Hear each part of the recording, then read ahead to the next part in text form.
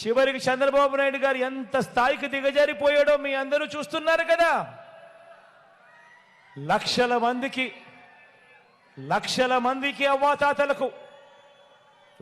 మందికి అవ్వాతాతలకు వికలాంగులకు వితంతు అక్కచెల్లెమ్మలకు ఇంకా తమను తాము పోషించుకోలేని అభాగ్యులకు ఈ పెన్షన్ రూపాయి అందితే తప్ప జీవితాలు కూడా గడవని వారికి నెల 1వ తారీఖున ఇంటికే వచ్చి సూర్యోదయానికంటే మునిపే చిక్కటి చిరునవ్వులతో పెన్షన్ ఇంటికే వచ్చి చేతికే ఇచ్చిపోతా ఉన్న వాలంటీర్లను ఏప్రిల్ 1వ తారీఖు నుంచి పెన్షన్ ఇవ్వటానికి వీలు లేదని ఎన్నికల కమిషన్ తన మనుషుల చేత, చంద్రబాబు నాయుడు గారు తన మనుషుల చేత ఫిర్యాదు చేసి ఆదేశాలు ఇప్పించాడు.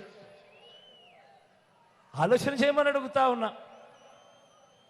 పేదలంటే ఈ చంద్రబాబు నాయుడు గారికి ఎంత వ్యతిరేక భావాలు ఉన్నాయో ఒక్కసారి ఆలోచన చేయమని అడుగుతా ఉన్నా.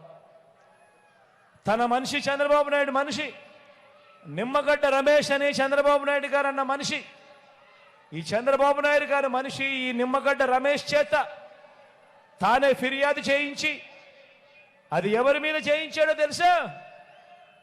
జగన్ మీద కాదు. జగన్ను నేరుగా కొట్టలేడు కాబట్టి ఎవరికి నష్టం జరుగుతుందని కూడా ఆలోచన చేయాల. 66 లక్షల మంది పేదలకు నష్టం కలిగిస్తా ఉన్నా కూడా కనీసం ఇంకిత జ్ఞానం కూడా లేదు. పేదవాడికి నష్టం జరుగుతూ ఉంది, అవ్వలకు నష్టం జరుగుతూ ఉంది. నడవలేని వయసులో ఉన్న ఆ అవ్వలకు చేతనైతే ఇంటికెళ్ళి తోడుగా ఉండి ఇప్పించే కార్యక్రమంలో శభాషం చెప్పాల్సింది పోయి ఆ వాలంటీర్ వ్యవస్థనే ఏకంగా రద్దు చేసే కార్యక్రమానికి శ్రీకారం చుడతా ఉన్నాడు అని అంటే ఇలాంటి మనిషిని ఏమనాలి అని ఒక్కసారి ఆలోచన చేయమని అడుగుతా ఉన్నా.